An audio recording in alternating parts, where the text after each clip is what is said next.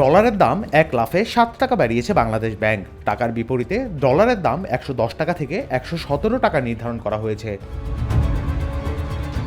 আজ এক প্রজ্ঞাপনের মাধ্যমে এ দাম ঘোষণা করা হয়েছে। নতুন এই সিদ্ধান্তের ফলে পণ্যের দাম বেড়ে যাবে বলে মনে করছেন ব্যবসায়ীরা, ফলে চাপে পড়বে সাধারণ মানুষ। কেন্দ্রীয় ব্যাংক প্রজ্ঞাপনে জানিয়েছে, এখন থেকে ক্রলিং পেগ নামে নতুন পদ্ধতিতে ডলার কেনে বেচা হবে। এই পদ্ধতিতে ডলারের রেট নির্ধারণ করা হয়েছে 117 টাকা। গত বছরের সেপ্টেম্বরেও ডলারের দাম ছিল 110 টাকা, যা ছিল association of bankers Bangladesh ABB এবং বেফাদা নির্ধারিত।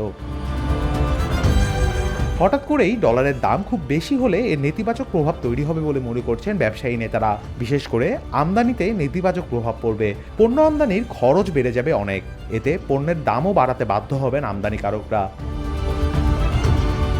অর্থনীতিবিদদের মতে ডলারের দাম বাড়ার ফলে মূল্যস্ফীতি আরও বেড়ে যাবে, কষ্ট পাবেন সাধারণ মানুষ। রুমান তুর্য, খবর সংযোগ।